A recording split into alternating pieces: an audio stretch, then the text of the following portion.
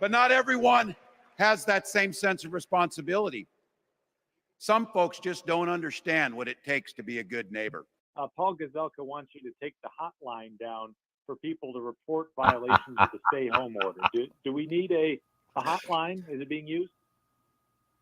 It is being used, and we simply want people to be able to call and let folks know, and it's for their own good. We have numbers. If somebody sees a fire at a neighbor's house, they want to tell them. If we see people that may not be as informed on this, it's an educational piece. So we're certainly going to do that, and we're not going to take down a telephone number that allows people just to try and keep their neighbors safe. We're not going to take down a snitch line. Hold on. But not everyone has that same sense of responsibility. Some folks just don't understand what it takes to be a good neighbor. Stop. Is there anybody in this room right now who's not saying to themselves, like a good neighbor, State Farm is there? Impossible. I'm going to come back to that a little later in the show because I don't have Darren forever, and I want to get to some amazing stuff with him. First of all, everybody, good afternoon. Viva Frei. You know who I am. We got Darren Beattie in the house, who is, what do they call it? Chief... oh my God, editor-in-chief at the Revolver. Amazing, amazing guy. Does amazing work. And I'm going to pick his brain on two issues that have been, one has been pushed to the backdrop, the failed assassination attempt of Donald Trump. The other, never made it sufficiently to the forefront, the pipe bombs. And I think they're somewhat related. But before I bring in Darren, and before I get into this, I was going to say, like, a lot of people accuse Tim Walz of being beta, and I don't know that those are fair criticisms because what is a man? I mean, what does it mean to be a man? Some might say Tim Walz is not. It doesn't matter. We're going to get back to that a little bit later. But in today's society, it's tough to be a man in a world dominated by overly masculine liberal women. I'm going to show you another clip later on also when Darren's not waiting. That's just not how it's meant to be. Everywhere we look, it's gender neutral, this product, or made for her, that product. That's why we started a company that embodies the ethos of men's lives matters too. With products that aren't designed to be gender neutral or used by people with pronouns. Our products at Rumble are designed and built by men, for men, period, pun intended. So if you struggle with low energy, mood swings, hair loss, and if you need to perform better at the gym, maybe in bed, and recover quickly thereafter, I got some jokes, but I can't embarrass my wife or about me. Doesn't matter. Throw out all the other garbage supplements and try animal organs. They are traditionally the most nutrient-rich supplements on the planet, but our bison organs are a step above. The grass-fed, non-vaccinated bison are a species where the weak are allowed to die and only the strongest survive. So here's our commitment to you. For men who have real confidence in their products, try this hit, and if you don't like it, return it for a refund. This is what it looks like. They're supplements. You swallow them. They're amazing. It's a known fact also, by the way, when animals, like when bears go and attack bison, deer, or whatever, they go for the organs first because the organs are nutrient rich. And now they've taken all of that wonderful rich goo of the organs and they've condensed it into a supplement. It's fantastic. Click on the link in the bio below or go to benaked.com/Viva. That promo code gets you 15% off to try our products and get hooked on the power of bison. And if anybody thinks I'm faking this, go to YouTube or maybe go to Google, put in Viva Frei bison balls. You may be humorously entertained or grossed out, depends. All right, we got Darren Beattie in the backdrop. So the order of the show, we're going to do this all on YouTube with Darren. I think we got 45 minutes, give or take, and I'll see how long I can push my luck with Darren. And then we're going to end when Darren leaves. We're going to go over to Rumble and talk about the DNC. The Demonic National Convention is entering day 4. We'll do a day 3 recap. Darren, you ready? Coming in? Coming in hot. 3, 2, 1. Sir, looking good. How goes the battle? It's all good. Great to be here again. It's been a while. It's been a while, and holy hell, has the world changed just a little bit since the last time you were here. Oh, yes. Darren, before we even get into anything, I think everybody knows who you are, but just in case they don't, 30,000-foot overview, who you are, where they can find you, and then we're getting into it. Darren Beattie, founder and editor of Revolver.news, the cutting-edge, investigative, analytical aggregator on the web. You know, a lot of people were recently complaining about Drudge. I think Senator Mike Lee was. Originally, we were sort of designed to be an alternative to Drudge, and that's what President Trump praised us as. But we evolved into, I think it's safe to say, in all humility, a powerhouse of investigative journalism that has really shaped the national narrative on a number of critical issues, including January 6th, which we'll get into. So that's Revolver.news. If you want to get the biggest bang for your buck in terms of high leverage donations, support us at revolver.news. I have a history before that. I served in Trump's White House the first term as a speechwriter and policy aide. And before that, believe it or not, I was a professor of political philosophy at Duke University. So a varied life, as they would say. And now I'm here with the pleasure and honor of speaking with you.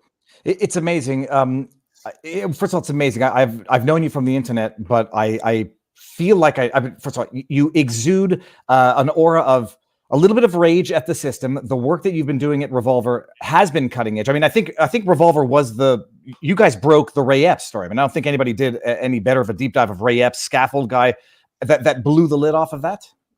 Yeah, I think that's fair to say. I mean, with breaking, there were some people on Twitter that were saying, hey, look at this guy. But we did really comprehensive deep dive pieces that analyze Ray Epps, the best compilation of footage of Ray Epps that put it into a real narrative that made sense, that basically it's not just about Ray Epps. Again, if people, I've talked about this a lot, but there could be people listening for the first time who have not yet, gone into this extremely disturbing but extremely interesting rabbit hole of not just Ray Epps, but a host of curious characters who were congregated right at that peace monument by the Capitol where the first breach occurred. And a number of these really suspicious individuals forget that they haven't been indicted. Many of them have not even been identified. And that's where Scaffold Commander comes in, who is, in my view, like if I could say, if I could ask a genie one question, I would say, I want to know the identity of Scaffold Commander. I've pulled out every trick in the book. I've used facial recognition. I used all the favors, all the contacts, and still nothing. But the behavior was absolutely egregious on his part. And I encourage everyone, go and read the two-part series, Meet Ray Epps Part 1, Meet Ray Epps Part 2. The Part 2 gets into that sort of coordinated activity surrounding the first breach, which ties in like an interesting Lego to the pipe bomb. We'll get into that. But this was just analyzing the Peace Monument breach as a standalone issue and the coordinated activity and the curious cast of characters there. And yes, absolutely, this made Ray Epps a household name. And don't take my word for it. Ray Epps says it, and he said it in his legal complaints. The DOJ has said it. He's threatened to sue us. He's sued Fox News. He hasn't sued me, and he hasn't sued Tucker Carlson. He sued Fox for having Tucker Carlson talk about it with me. I think he thinks he'll have more luck with Fox, which has a history of settling these kinds of disputes. I am not inclined to settle, and I can only speak for myself, but I would imagine Tucker would not be inclined to settle either. So, did. I think we briefly, I don't know if we talked about it, or I definitely covered it, but Ray Epps did, in fact, well, first of all, Ray Epps, what many people believe the instigator of all of this. I mean, he even took credit for it in text messages with his nephew, I think. He was orchestrated. He said this. He was never charged until, I don't know, what, 2 years later? More than 2, I think close to 3, or maybe even more than 3. And he was charged in a very interesting, I want to get into this because I think people misunderstand the kind of structure of these, oh, is this guy a Fed type arguments? And, we kind of, Revolver really opened up that question as to the federal involvement of January 6th generally. And our first piece on this was not about Epps. It was about charging documents in relation to Oath Keepers and Proud Boys. And we pointed out, well, it's interesting, the selective prosecution going on, whereby you have a lot of underlings who are being prosecuted for serious things. And then you have some of the top people who aren't really being touched. And of course, it depends what the circumstances are. If there isn't a lot of evidence on the top person, sometimes they'll go after the small fish to get to the big fish. But if there's just as much, if not more evidence on the top people And those people are being ignored, and the people below are being charged. And in the charging documents, it's basically saying all the stuff they did with the top people, and the top people aren't touched. Then that's kind of strange, and it invites further scrutiny. But I think people, not a lot, I think we do have a lot of discerning listeners, but some detractors, I think, misunderstand the nature of the argument. The argument isn't, this person is not charged, therefore the person is a Fed. And then by extension, the second this person is charged, no matter how long it takes and no matter what the circumstances surrounding the charge, that automatically refutes the notion that the person is Fed. It doesn't really work like that. I mean, you have to look at the circumstances and the timeline. In the case of Epps, it's like, this guy on paper should have been the public face of the evil January 6th insurrection. I mean, this guy, this huge guy, commanding presence. I mean, I'll give him that. He's a remarkable figure in many ways. Very good at crowd control. This huge commanding presence in camo gear, not the hoity-toity Waltz Kamala camo gear, in real manly former Marine camo gear. This is Ray Epps in his gear with a Trump hat, urging people to go into the Capitol in advance.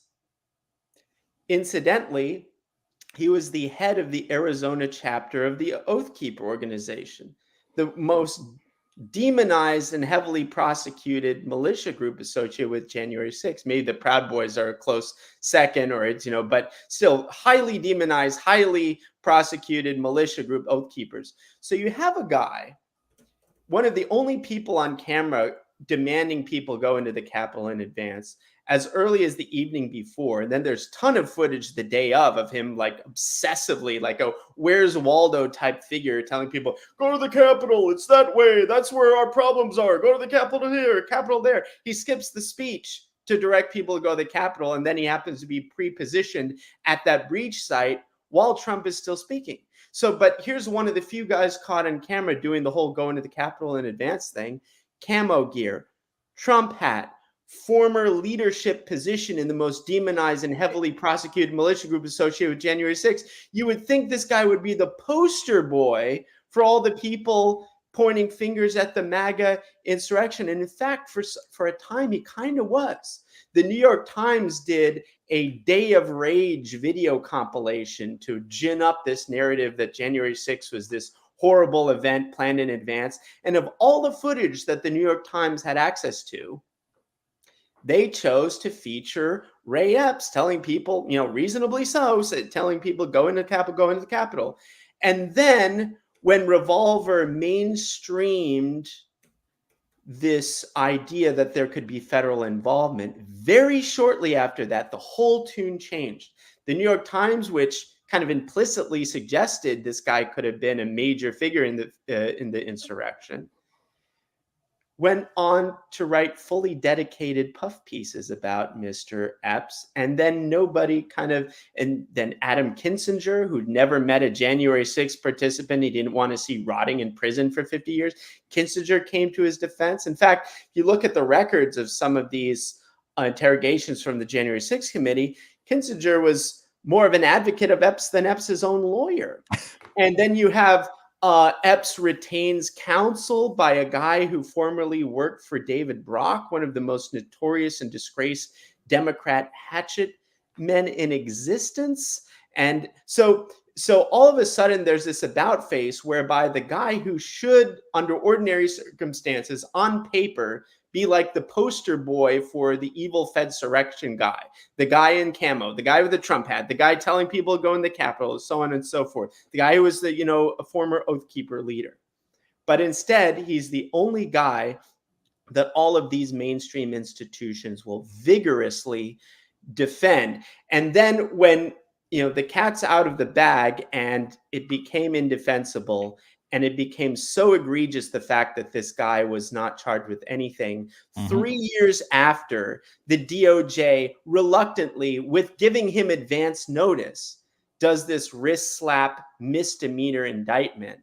And I can only imagine someone looking at that and saying, well, he was charged after all. I guess you were wrong. I guess that just completely erases the entire history of suspicious behavior, suspicious circumstance that doesn't add up.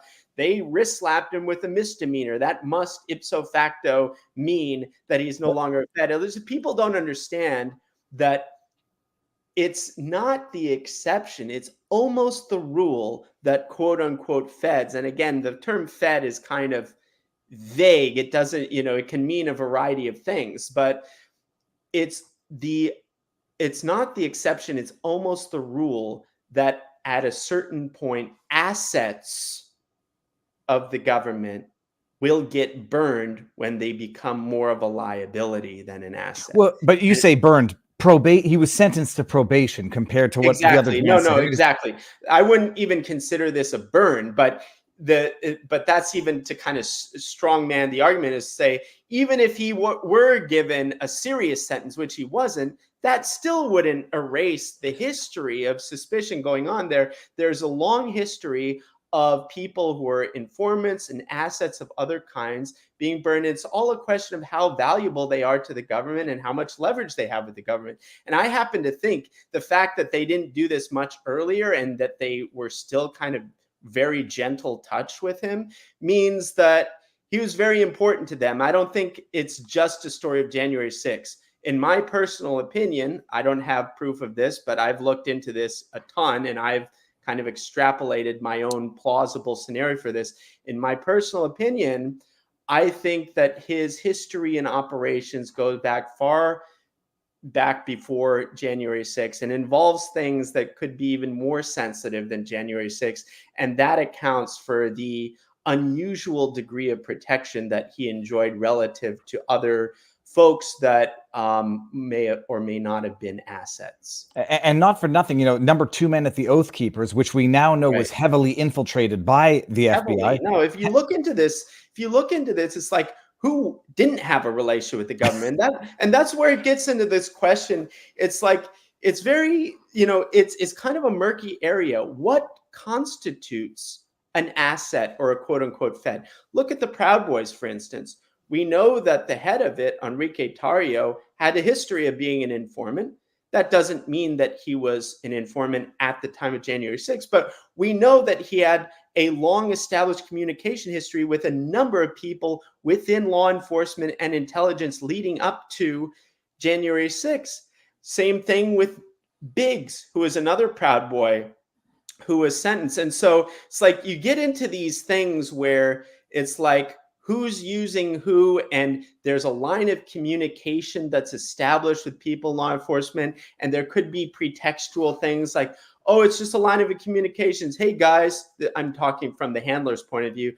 We totally respect your right to freedom of speech and assembly, but let's just establish a line of communication so you can tell me what's going on, so we can make sure that, your rights are respected and this or that. And just, and they use that to keep tabs on what the people are doing. And again, they trade information. In the case of Joe Biggs, I believe he was giving information to the FBI, other feds, about Antifa, with whom Proud Boys were clashing. So it becomes this weird thing where these guys have handlers, almost like friends, in law enforcement that they communicate directly, and they're each trying to get value out of the other. Does this mean someone is a Fed? Well, it means that there's a line of communication and some degree of cooperation. And in the case of the Proud Boys, that's very relevant because there were all of these suspicious characters, as I mentioned in this Ray Epps Part 2 piece, who were congregated at the Peace Monument while Trump was still speaking.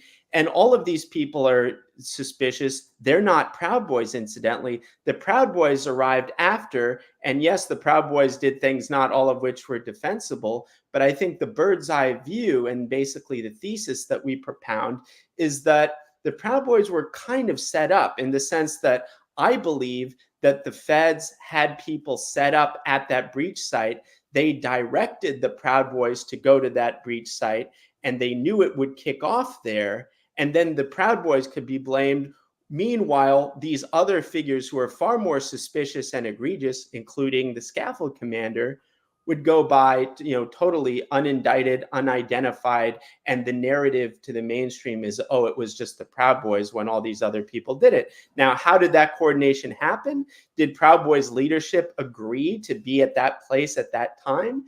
Did how exactly might that have happened? I don't know, but there was absolutely communication, a lot of communication between Proud Boys leadership and a variety of law enforcement officials from a variety of agencies, such that it is inconceivable that key people in those agencies didn't know that the Proud Boys could be led to this location where they had a bunch of feds planted to kick off that initial breach. Now, again, we haven't even talked about the pipe bomb yet. The breach was perfectly synchronized to the discovery of these two pipe bombs. And so I'll leave it there, and I'm happy to entertain questions or whatever. But we're going to get into it. Just to highlight also, I was going to say something. Scaffolding guy never identified. Correct. So that an individual never been identified, let alone charged. Right. And this is going to segue us into the pipe bomb. I've been watching not a lot of Bongino, but I've been getting to catch him. And I remember at the time, Cernovich was saying, what about the pipe bombs? And I was involved, I was following this the day of. I didn't hear about the pipe bombs. The pipe bombs were left outside the DNC. I don't say the DNC. They were left outside near where Kamala Harris was supposed to be. Yeah, so this is I say that there are two smoking guns of what I've dubbed to be the Fedsurrection. One is the Ray Epps saga, but with the Ray Epps, I don't just mean him individually. I mean that whole cast of curious characters who coordinated to effect that initial breach on the west perimeter of the Capitol that really kicked off at 12:53 p.m. And that timeline is going to be very significant, as you'll see shortly. The other smoking gun is the story of these so-called January 6 pipe bombs. Now, the smoking gun about the pipe bombs is the timeline. Now, by the way, Darren, if there's anything you want to share, like a link that I can bring up, either flip it to me in the private chat. It's at revolver.news right now. I've conveniently put some key pieces right at the top. So everybody who's curious, go to revolver.news and you can read along of these pipe bomb pieces. If later on you want to check out the Ray Epps stuff, you can go to our exclusive section and find that, or scroll down, and on the sidebars, there's a link to our sort of January 6th series that hasn't been updated in a while, but it does include the Ray Epps stuff there. Okay. But right now I'll be talking about the infamous pipe bombs that were right. News for a moment, and then disappeared. And so much so that even Benny Thompson in the January 6th committee was just not interested in discussing it. Yeah, so let's start from the beginning, because I just kind of want to set the table so people understand why it's so bizarre. And really, if I drill down the key aspect here, it's the timeline. So we're told by the FBI, with supporting surveillance footage that's purports to show the pipe bomber near the RNC and near the DNC, we're told that the evening before, that is January 5th, between 7 p.m. and 9 p.m., this pipe bomber went to the DNC, planted a bomb at the DNC, then went to the RNC. Technically speaking, it's not the RNC. It's sort of that bomb was planted in a back alley by the Capitol Hill Club, which is adjacent to the RNC. So two separate locations of pipe bombs, allegedly from the day before. Planted the evening before. Allegedly, I guess. Allegedly. And the allegedly will come into focus shortly. So those are planted the evening before. When were they found? They had been sitting in their respective locations, undiscovered, for nearly 17 hours, until approximately 12:40 p.m., a random pedestrian discovers the bomb in a back alley by the RNC. So that's around 12:40. This random pedestrian calls in and it alerts Capitol Police, which begin responding to it at around 12:50. And so you have law enforcement first responding to the discovery of the pipe bomb at 12:50, which is merely 3 minutes before that first and decisive Ray Epps breach. Then as we now know from surveillance footage, which is remarkable in its own right, and I'll get to that, but at 1:05 p.m., so barely 25 minutes after the first one's discovered, at 1:05 p.m., you have a plainclothes undercover Capitol Police officer stumble upon another pipe bomb near the DNC building and reports that. So there are scandals within scandals here, but let's just step out and understand what we just established. According to the official story, there were 2 pipe bombs planted the evening before, and they sat around for over 16 hours to be independently discovered within a 20-25 minute time frame that perfectly coincided with that unfolding attack on the Capitol that Ray Epps orchestrated in his own words. And just to clarify one thing, it's 1 pipe bomb at 2 separate locations, 1 pipe bomb each at 2 separate locations. Yes. Okay. So and two pipe bombs in total, 2 locations in total, 1 pipe bomb near the RNC and 1 near the DNC. And here's another thing I'd like to point out. Sorry, my computer is. Don't worry about it. And I'll explain to everybody there why the 17-hour lapse is so important. Is that they have security at this event. They presumably have bomb sniffing dogs that would. The 17 hours just makes it so implausible, because let's just start with the DNC bomb. Now, the RNC bomb, you could kind of understand how it would take a while for someone to find it, because it was like ensconced behind a trash bin in a back alley. So you can kind of think, I guess it could be lying around for that long before it was discovered. Now, it's weird that was the one that was discovered first. And it's still weird that it was discovered like precisely as the attack on the Capitol was unfolding, but you could kind of see how it could be lying around there for that long. The bomb at the DNC, and again, you can see this from the photos that we have on our pieces at revolver.news. The photos really drive this home. It is conspicuous. The bomb is lying by a bench right outside entrance to the DNC building. You can't miss it. It's right there. And so anyone walking by should be able to see this. Pedestrians, January 6th in the morning was a very high foot traffic day. So it's remarkable that no pedestrians saw it. No motorists. These are the actual pipe bombs? Yes.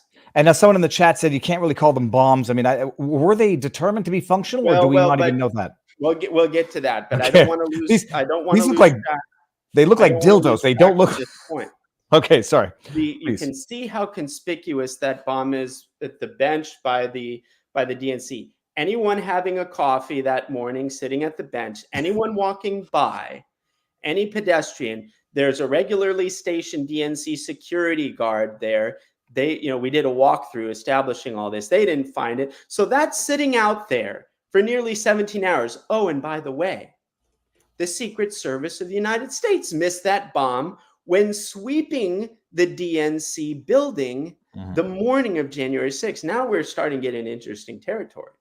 Why was the Secret Service sweeping that area? Because Kamala Harris went into that building later on January 6th. She went into the building around 11:30, and the sweep occurred between 8 and 10. And we've now confirmed from this OIG report, that is to say the Inspector General of the DHS, Secret Service is housed within the DHS, which just happens to be the most aggressively politically weaponized agency within the national security bureaucracy. That's another story. But the IG report confirms that the Secret Service did indeed do a sweep of that area.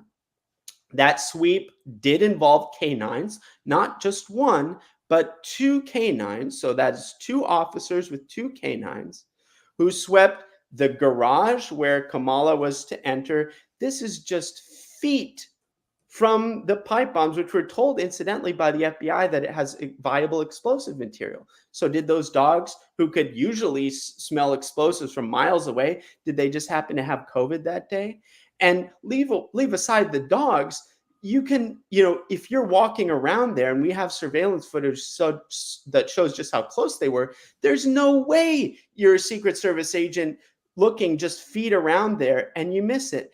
And on top of that, we're told that there was a Secret Service agent who was stationed there for 5 hours who managed not to see it. So just to put this in perspective, you have this bomb right out there, conspicuous that anybody could see. It's somehow undiscovered for 17 hours by motorists, by pedestrians, by security guards, by the Secret Service United States and their 2 canine units.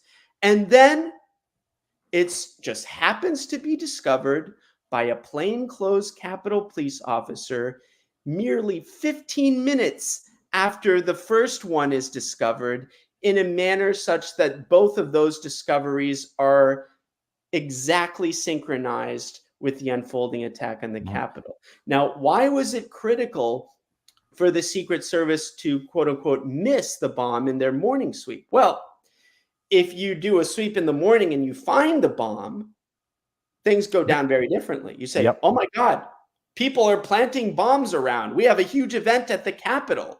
We need to beef up security immediately. And then by 1 o'clock, when the certification proceeding was to begin, they probably would have had very beefed up security, and January 6th would not have unfolded the way it did.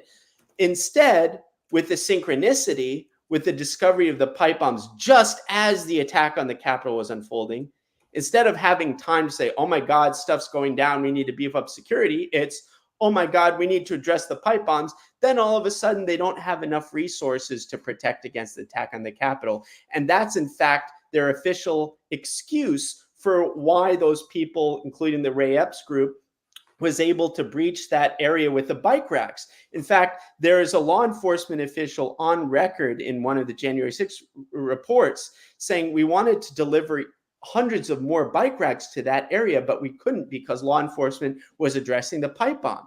So this synchronicity between the timing of the pipe bomb's discovery and the unfolding attack on the Capitol was so precise and so remarkable that the former head of the Capitol Police, Stephen Sun, said, these bombs probably weren't even planted to go off. They were planted precisely to have a diversionary effect. So there's law enforcement resources diverted away from the Capitol to the pipe bombs such that it's easier for the attack on the Capitol to happen. And the timeline certainly suggests that this is deliberate and not simply coincidental, because what are the chances? The only problem with that is it wasn't unknown, presumably MAGA terrorists who discovered the pipe bombs, which allowed for the diversion effect. It was, quote unquote, random people. One being a random pedestrian, Carlin Younger, who at the time worked for emergency response broadband company called FirstNet that had done a big deal with the FBI. Currently, she works for an organization called Pendulum, which tracks disinformation narratives. Almost all of its employees are former intelligence officials, and it does contract work with the government to track disinformation narratives. Interesting job for this woman who just randomly discovers the RNC pipe bomb at the exact time that would have to be discovered for the diversion. And the other person who discovers the DNC bomb after nobody else did, including Secret Service, just happens to be a plainclothes undercover Capitol Police officer. So how could the ostensible MAGA pipe bomber have counted on these 2 bombs not being found for over 16 hours, only to be randomly and conveniently found by Miss Carlin Younger and this plainclothes Capitol Police officer? So again, that was a big mouthful. I'll let the audience digest this, but there's another stage to this that we need to get into, and that is the surveillance footage depicting the discovery of the DNC bomb. So one quick question. The idea that it would have been the pipe bombs would have been the excuse to divert resources from the Capitol to deal with the bombs and then people penetrate. If that were ever to be the pretext or the excuse, they didn't actually, the January 6th committee didn't come to that conclusion or finding in any event, right? Because that would have opened the door to more investigations of the pipe bombs. Well, there was never, there's no official grand Ayatollah who can, issue a definitive pronouncement on that. But that was the hypothesis of a lot of key officials, including Stephen Sun, who was the head of the Capitol Police. And there were numerous anecdotes, including the one that I told about them not being able to deliver the bike racks on account of the pipe bombs, that certainly supported the idea that the pipe bombs did indeed divert resources. So yes, I mean, the alternative is that it's just a huge coincidence that these two pipe bombs are lying around undiscovered for 17 hours, and they're both discovered within basically a 20-minute time frame that happens to perfectly coincide with the unfolding attack on the Capitol. That's the alternative explanation. And we are in fact told that they were live, so that if they are or were in fact live, bomb sniffing dogs would have been able to would have in all likelihood picked them up. So the idea is they were not there until actually after the sweep, because they would have been detected if they were. And Darren, am I wrong in thinking this is the video that we wanted to look at? This could be. I mean, there's a lot of interesting video. This is a bit before. The bomb is actually discovered at 1:05. So this could be the newer footage that shows someone who may have been the person who planted the bomb. I'm still somewhat agnostic on that. I certainly think, in light of all the evidence, it's very plausible that the FBI footage of the pipe bomber is fake or somehow misleading, and that actually the bombs were planted shortly before they were discovered. Because if they were planted the evening before, like, that opens a lot of risk. Like, a random person could actually have found those bombs much earlier, and that would ruin the plot, because then they couldn't say it was diverting resources. So if I were doing the op, I would say it probably makes more sense to plant it right before, so you don't run the risk of some rando guy just saying, hey, there's a bomb, and then you say, oh shoot, you're not supposed to discover this until 1 o'clock, something like that. But I'm agnostic on that. It could be either way, but certainly it was all set up so that they wouldn't be discovered until that critical window, coinciding with the unfolding attack on the Capitol. And incidentally, we've covered this from so many angles. One of the more interesting angles is, so all this new footage, this explosive footage, this is from Capitol Police cameras. There's another set that conveniently have a blind spot right where the bench is. You'll notice that the camera has to pan to the bench, but its default setting does not include the bench. And I think it's overwhelmingly likely that the people who planted the bomb happened to know that that was a blind spot and took advantage of it. But the DNC security cameras do not have a blind spot. And it was the DNC footage that the FBI presented to the public of the person who's allegedly the bomber. Now, we analyzed this footage very meticulously, and we were able to show two things definitively. We were able to show that the FBI is in possession of footage that would settle the question as to whether the person planted the bomb. And for whatever reason, they haven't released that footage. There's no explanation for that. And it's a very simple case. So when I say definitive, it's not this kind of clickbait kind of, bullshit talk. It was definitive. It's a logical argument.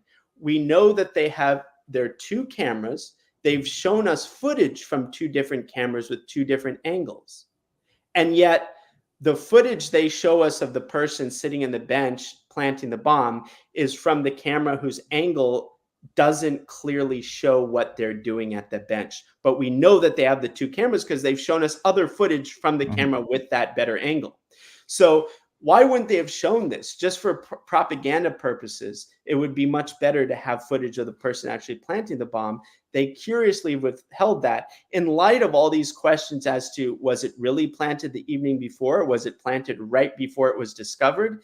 That is very damning indeed. Additionally, we've shown that it's extremely likely that the footage was tampered with, specifically the frame rate.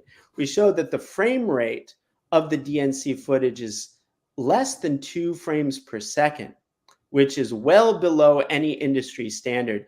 You buy a cheapo surveillance camera, the type of stuff you have at a gas station in the middle of nowhere, that's going to have at worst 8 frames per second. So it wasn't even just that the DNC, which is an important building, high crime area, VIP area, DNC building, not that one, but a DNC building was, break-in was a subject of one of the biggest American scandals in history. It's inconceivable that the DNC would get the cheapo camera, but even if they had gotten the cheapo camera, it would have had 8 frames per second, whereas what we have is less than 1 frame per second. So overwhelming likelihood that was doctored. There's still a question. What is the chain of custody of this DNC footage that could settle a lot? And that remains unanswered. So that's just sort of a side detail that confirms there's a lot of weird stuff going on with this DNC bomb. And it gets even weirder once we talk about the Capitol Police surveillance footage depicting the discovery of the DNC bomb, which I'm happy to get into. But again, I've been talking a lot here. No, please get it. We're going to loop all of this into the at least a connection to the Trump assassination and talk about your assassination attempt, and you're covering that as well, because there is some overlap and there's some very interesting interplay. The footage of the guy discovering it seems to be a plainclothes police officer, walks over to the thing and looks down. If I may also just bring up the pictures of the bombs, because I think this is also interesting. There was discussion as to whether or not these, they used a timer. There was some discussion as to whether or not these were known tools that the FBI uses when making their own bombs for practicing purposes. Yeah. So there's a lot going on there. And again, I don't want to get too sidetracked, but I'll bring up some of the salient points here. What's notable is that both of these bombs are equipped with kitchen timers that are set to at most an hour. Now, this really kind of reinforces the diversion thesis, because if they were attempted to go off, assuming that they were planted the evening before, like we're told, the latest that they would go off would be like 9:30 p.m. So what? Why would someone plant it so for it to go off the evening before? In the case of the RNC bomb in some back alley somewhere, it amounts to nothing. So the fact that it was equipped with a kitchen timer set to only an hour, it seems to make it a lot more likely that it was never intended to go off in the first place, because why would you want it to go off the evening before? Much better to have it discovered exactly, as the attack on the Capitol is unfolding, and then you have that diversion effect. So that's one aspect. And another is, yes, I'm kind of agnostic on this, but I think it's quite plausible that there's, these were part of a training exercise. And what's interesting, I don't want to get too distracted into this because there's a lot going on, but it's very strange if you look in the history of questionable events like this, how often it is that there just happens to be some kind of drill or training exercise running concurrent to the actual event, whose sort of subject matter or thesis happens to overlap quite closely with the actual event that happens. And I think one of the reasons that might be is that it's an excellent kind of plausible deniability mechanism. There is like, if you're caught red-handed, you say, oh, there's just confusion because we were running an exercise and this or that. And so I'm not saying that's necessarily the case here, but again, it wouldn't surprise me if these bombs were sort of exercise material of some sort. We're told that they're viable, but that doesn't necessarily mean that they could detonate. It could just mean that they had explosive material. So if it had real explosive material, which a lot of these training things do, that doesn't mean that it's actually able to go off. So there are these distinctions that are kind of interesting, but much more important to focus, I think, on this surveillance footage depicting the discovery, because this is something that, even if you don't buy into the whole thing, which I think by now it's clear to everyone this is an operation, but the surveillance footage is just undeniable and it's remarkable. Where can I find that on your website? So I know you can go to revolver.news, and we did a major piece on this to sort of put it on the map. The footage was obtained thanks to the efforts of Thomas Massey, who really put pressure on Kevin McCarthy to release it. He did, and it turned out to be like the most important footage ball of January 6th. So it's a piece, it's number 3 right now at Revolver. It's called Secret Service Foreknowledge or Criminal Negligence, Damning New Evidence Services in FBI's January 6th pipe bomb story. So that has a detailed breakdown of this footage. But I'll go over the highlights, because what it shows is at 1:05, again, it shows this plainclothes Capitol Police officer finding the bomb. The plainclothes officer goes to the Secret Service cars, and the Secret Service, the Metro PD was part of the Secret Service detail that day. Remember, Kamala was in the building at this point. This is 1:05. She entered the building around 11:30.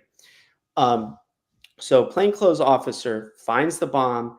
And again, that finding is so weird, because we talk about the RNC and the DNC bomb, but this is a kind of retroactive fiction. There's no reason that the first bomb would be discovered in a back alley at the Capitol Hill Club, and the immediate thought of law enforcement is, oh, we found this bomb. It's kind of close to the RNC building, so there's got to be another one at the DNC building. And then just like 15 minutes later, they magically find this device that had been sitting there undiscovered for the previous 17 hours. It just doesn't make any sense. But that's by the by. But you see in this video, the plainclothes officer goes, then he alerts the Secret Service detail in the Metro PD car and then in the black SUV. And here's where it really gets weird. There's no sense of urgency. There's no sense of panic. There's no sense of it being an emergency. We're gonna see kids gallivant right there. Yeah, I think. or any kind of immediate or present danger. They take their good time. They stay in the car for like a minute before even getting out, whereupon they stand around in the most lackadaisical fashion imaginable. And as you point out, the coup de grace here, they allow a group of school children to cross the street right in the direction of the bomb. This is the Secret Service of the United States, folks. They're just alerted to the presence of a pipe bomb outside a building where their protectee, who is the VP-elect Kamala Harris, is. They're not worried for their own lives. They're not worried for Kamala's life. They're not worried for this group of school children that crosses the street. So either, they're totally, nuts and they don't care about anyone's life and their own or the kids or Kamala, or more likely, overwhelmingly likely, they knew that the bombs pose no danger. They knew that the bombs were fake.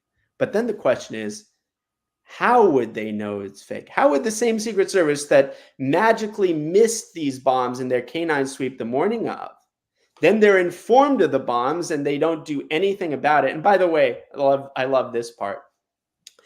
Just minutes after they let school children walk right by the bombs, they go through the spectacle and pomp and circumstance of getting a bomb-safe robot defuse the bomb. It's safe enough to have kids walk by and for them to stand around, but for some reason, minutes later they need a bomb-safe robot. But it's very clear from the footage that they don't feel threatened whatsoever by this bomb. In fact, one of the officers goes right up to it and snaps a picture, then gives a thumbs up, and then they all leave. So the question is, how would they have known this in advance? How would Kamala Harris's Secret Service detail have known this in advance? And here's a funny thing. This story is so close to being completely broken. I have a guy that overwhelming conviction is one of the key cover-up people in this whole affair. And his name is Ashen Benedict. He was the special agent in charge for the ATF. We all talk about the FBI in relation to this, but the ATF was a major, first response organization of the pipe bomb, specifically Ashen Benedict, who'd been with the ATF for 25 years. Now, after January 6th, curiously, DC mayor puts him in charge of the Metro PD, after which he's shuffled over to the Capitol Police, where he becomes head of dignitary protection and intelligence, a position that he occupies to this day. Now, but he was also on the ground as a first responder to the pipe bomb, basically oversaw that response. When this footage came out, people in Congress were all, obviously interested, Thomas Massey principally, but others too. And there was a closed door meeting with Ashton Benedict, one of the Capitol police officers who was on the ground and depicted in that surveillance footage that we just saw. And the idea was, let's ask these people what the hell's going on. How do you explain what you see in the video, that you're alerted to a bomb, you let kids walk by, you stand around doing nothing? What the hell's going on, guys? They're asked this, and Benedict is clearly the handler in this case. He's not representing that he was actually there as a first responder. He's there in his capacity as the Capitol Police guy, which happens to be the key position you want to be in if you want to gatekeep people investigating what happened on the event that you were on the scene and leading the response to. So they're asked, and the response endorsed by Benedict was, the reason for that behavior is that we didn't want to cause panic. If that was going to be, if I would steelman it, that would be my answer. Now, I don't know what panic it causes to set up a safe perimeter. For people who understand how the Secret Service is known to operate, you know, Butler notwithstanding, the idea that you would be alerted to an explosive device and you let kids walk in the direction of it, right by it, and you do that so as not to cause panic, that is not believable. So either this person needs to be fired immediately because he has no sense of security. Keep in mind, this guy's currently the head of dignitary protection. This is the guy in charge of protecting our members of Congress, you know, which is a whole like separate thing. Like even people not into the pipe bomb story should be alarmed by that. But of course, I don't think this is a serious answer. This is an answer, say, you know, F you, we're not going to tell you. But it's clear that somebody would give that answer is hiding something. We have a more extensive piece on this that gets into Benedict, but that was the best they had. And then the other question is, first of all, how did you know to go to the DNC so quickly? Because again, this parallelism is kind of fake. You're not going to think, oh, there's something kind of close to the RNC, therefore the other one must be at the DNC, and they find it like 15 minutes later. And then somehow they know that there's not a third bomb. How do they know that? They just stop once the other one's found. So, and again, there's no answer to that either. So that's a separate thing. But Ashton Benedict, you're going to hear a lot more of him in the future. In my view, he is the key cover-up guy, and he's currently in charge of protection at the Capitol Intelligence, which is quite amazing. So we have this surveillance footage, the DNC, and again, just to narratively connect this now to, you know, Secret Service, to Butler and other things, we see a lot of interesting parallels, but the Secret Service is protecting Kamala Harris. Now, think about this. The regime media, the Democrats, have been trying to shove down our throats for a long time, for years now, this notion that January 6th was the worst domestic terror event, you know, in history, even worse than, you know, 9/11, worse than Civil War and so forth. They bent over backwards and outright lied in order to support this false narrative. And we've exposed many of these lies. But one thing that they don't have to lie about is this incident, at least in the narrow respect that they don't have to lie about the fact that Kamala Harris was in the building and she did come within 20 feet of this ostensible MAGA pipe bomb. So then the question becomes, why wouldn't Kamala Harris, one of the most politically opportunistic creatures on the planet, not be milking this for all that it's worth? Why isn't this the number one talking point related to January 6th? Why isn't Kamala saying, hey, I almost lost my life to this deadly MAGA pipe bomb. I almost came within 20 feet. How's that for, you know, domestic terror?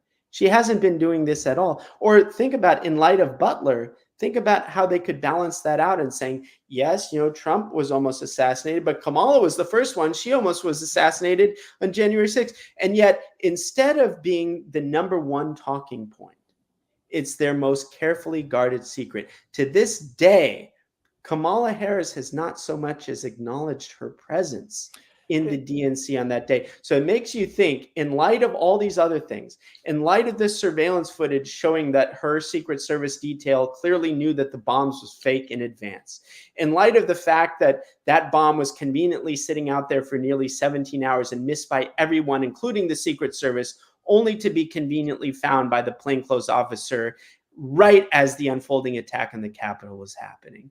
Just as the DNC surveillance footage is so clearly doctored and has their withholding footage.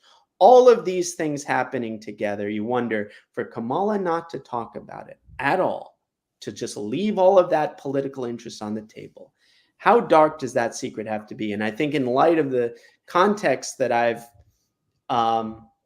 sketched with you today, I think people can start to get an inkling about how dark and how dirty this is.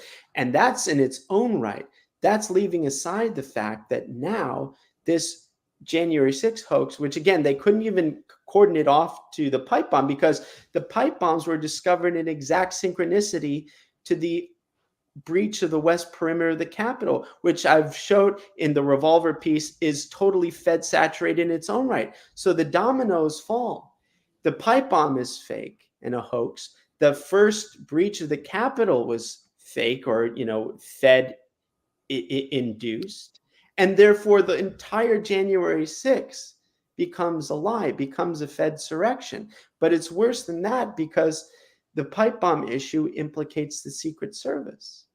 It implicates both Kamala Harris and the Secret Service and is an early example of the intense corruption and politicization of the Secret Service, which, as I pointed out, is conveniently housed within the DHS, which is the most aggressively corrupt and politicized organization within the national security bureaucracy. In fact, Benny Thompson, who ran the January 6th committee, the disgraced January 6th committee, was an 11-time head of the Homeland Security Committee. He was the DHS's stooge in Congress whenever the Democrats were in power. And he is notorious now for saying Trump is a convicted felon, so he should not enjoy Secret Service protection. So these connections start to get very dark and very dirty. Unfortunately, I'm looking at the clock now. I have about 5 more minutes, but I do hope that I was able to sketch a plausible case. And if people are curious and disturbed, which they should be about what I was saying, I really invite people, go to revolver.news, read the full pieces, and more importantly, look at the footage because the footage speaks louder than even our exposition, as much as I am proud of our exposition at Revolver. Well, if we can very quickly loop it into Butler. Who's the FBI or Secret Service who was responsible for the deletion of all of the text messages from January 6th that's now intimately involved with Butler? I forget his name. Is it Rowe? Or is it Abate? Yeah, I don't know the name, but look, the deletion of the text, like the media was trying to make this out to be, was some Trump-related thing. Of course not. The deletion of these texts, mark my words, the deletion of these Secret Service texts is directly in relation to this pipe bomb hoax. Directly in relation to the pipe bomb hoax.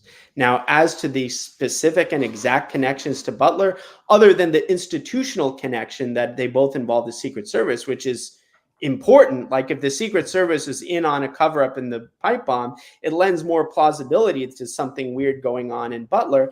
And also you see odd parallels. For instance, it's inconceivable that the Secret Service would miss the pipe bomb in its sweep in the morning. It's inconceivable that the Secret Service would behave innocently the way that they did when they're informed of the bomb and they let kids walk right by it. Just as it's inconceivable that the Secret Service could let someone on the roof within, 150 yards of former president when he's speaking. But these patterns start to suggest something collectively. And it's a very dark thing indeed. And maybe we'll have to do a whole separate conversation on Butler because I think it has gotten the short shrift, unfortunately, but partly because it's so dark. People don't want to process just how close it got and what it really means that it very well could have been a setup from the inside. I believe there's not a question that it was. It's impossible to believe it wasn't. The latest, if you have any information on this, because people have been saying who's the man in front of Thomas Crooks. This is the latest video footage to be released. That's Thomas Crooks right there. Music. Do you have any information on this? Do you know who? I'm reluctant to ask the question because it's not a question of putting anybody on doxing or putting on blast. It's just that in the context of this video, it does look very weird that there's a dude who's also mildly suspicious within 5 or 8 feet of Crooks. Do you have any information on that, or on the I have news? no idea. I'm just seeing this footage for the first time, so I really don't know. I can't really speak to that. And you're not done by any measure with January 6th or the pipe bombs or the. No, I mean, it's the pipe bomb thing is in its end phase. As a chess analogy, we're in the end game here. We have specific names. I'm not cavalier about naming names. It's only something I do when I have an extremely high confidence threshold. And here I am saying that I am absolutely convinced that Ashton Benedict, who is no slouch, he's the head of dignitary protection at the Capitol Police, is a major figure in this cover-up. We have surveillance footage directly implicating the Secret Service. We have an IG report confirming that the Secret Service was, displayed cover-up behavior. And again, we don't even have time to go into some of the details of that report, but we have cumulatively a very dark picture that implicates not just, general agencies, that implicates Kamala Harris's Secret Service detail, the ATF, the FBI. If the pipe bomber planted the bomb on the day of, only to discover it shortly thereafter, that means the whole footage that the FBI showed us is fake and a hoax. So there are just a lot of dominoes here, and it's rare to be in an endgame situation where you have names, you have footage. So I think this story is going to continue to be extremely interesting over the course of the next several weeks and months as it wraps up and as the regime goes into extreme damage control mode. Darren, please come back anytime you can, anytime you want to. Open invitation, always. Fantastic. You're amazing. I'll put all the links. I've shared the links, but I'll put all the links in the pinned comment, and we'll stay in touch. Thank you so much. My pleasure. Have a good day. You too. All right. That's amazing. And I sort of like the way Darren says it. It's incredibly dark to think about, but when you appreciate that January 6th was effectively supposed to be, January 6th occurred after impeachment number 1, after Russiagate hoax, after a bunch of other less consequential things. The setup, I don't know if they set it up with the insurrection angle in mind to try to get Trump off the ballot 4 years later, but I believe it was quite clearly set up so that they could have the insurrection and then attempt to impeach Trump a second time. And when he survived that, the plan around January 6th didn't pan out. So then what do you have to do? Go with the lawfare, go with the removal of the ballot for 14th Amendment, disqualification. And when that doesn't work, have the same players, the same Secret Service, the same bad agents within the state try to kill Donald Trump. But for the grace of God, holy, sweet, merciful goodness, can we possibly appreciate how close we came to that? Okay. This is what we're going to do. That was good. That's the YouTube segment. We're not breaking up the interview with Darren Beattie. I don't think YouTube likes Darren Beattie. I don't think YouTube likes Sam Sorbo that I had on the other day. But Rumble does. And we're going to bring this over to Rumble now. So what I'm going to do, let me see. I'm going to give everybody the link to Locals. I'm going to do this in the chat here. Link to Locals. Boom. I'm going to enjoy the typo. I'm giving you a typo anyhow. And we got the link to Rumble, which is already in the pinned comment. But actually, before we do that, give me 1 second because I want to bring these up here. I should have brought this up when Darren was here. Hold on. Present live with Darren Beattie. Check it out. Okay, we got Super Buff Shaft. Nice. Viva. Jovan Pulitzer, who helped do the forensic audit in Arizona, I tried to get you to interview, is doing a show on Roseanne tonight, 7 p.m. Well, let me just go ahead and screen. Bill Tong is in the house just in time. I'm going to screen grab that, and I'm going to actually reach out to him. I don't remember if I did or did not yet. King of Biltong says, good afternoon from Anton's. 10% off your Biltong using code VIVA10 on BiltongUSA.com, AntonUSA.com. Biltong is like prosciutto. Yes, it's like prosciutto, except it's made with beef. Cured, air-dried, slowly aging whilst drying. And the Wagyu Angus is spicy. No, sorry, the Wagyu Ghost Pepper, or the Wagyu Ghost, spicy. There's an expression which I won't use because it's crass, but it's spicy on both sides. Pipe bombs were the pretense to pause the congressional 100 hours of public discovery. Evacuate the House, scare senators, scare Pence, interfere with operations of Congress. That is from Epic Guess, and that is an epic guesser. James of the greater area, James of TGA, or is that Grand Theft Auto? TGA, the Grand, whatever. It says, it has been particularly interesting that the Never Trump, Liz Cheney, Romney communist strand have been trapped on the insurrection strand and no one else. It was their plan G insurance policy. When all else would fail, they'd go with that. And when that failed, Butler. And then let me see here. We got some in our vivabarneslaw.locals.com. I think I can bring these up here. Look at this. Okay, boom. I'll do it. So I'm just sharing the screen here. Share screen. Gonna give her. There we go. Bada bing, bada boom. We got Sammy. The couple of weeks leading up to January 6th, senators were very vocal about forcing the vote on the floor, leveraging that position against the election fortifiers to attempt to keep them honest. They were pretty resolute up until the breach of the Capitol. It is very convenient that as soon as Congress reconvened, all of those resistant voices quickly changed their tune to show that they were not with Trump or the insurrectionists, in quotes. It's so obviously organized, it makes you disgusted. Sammy, I agree. Finboy Slick says that timer can't do more than 60 minutes. Who leaves viable pipe bombs laying around without arming them? Why were they planning to return to the spot and turn them on later? Unlikely, if I had to say that, Finboy. And then we got to Gantha says, how do people not see this guy is literally promoting and doing what the Nazis did in World War II? That speech is horrifying. Oh, well, no, sorry, I presume you're talking about, you're talking about Tim AWOL's Walls from the beginning. We got a lot more stuff that we're going to do on the Rumble end of things. So for all of you on YouTube, how many are we here? Let's see. It's not that. The YouTube, it's they're screwing around. 1,100 people on YouTube. Come on over to Rumble. Or come on over to vivabarneslaw.locals.com. And if you don't, I'll put up the entire stream in any event on Viva Clips. But for now, I'm using StreamYard, and I forget how to do this. Remove. Okay, we're ending on YouTube. vivabarneslaw.locals.com. Rumble, Viva Frei, ending on CommieTube.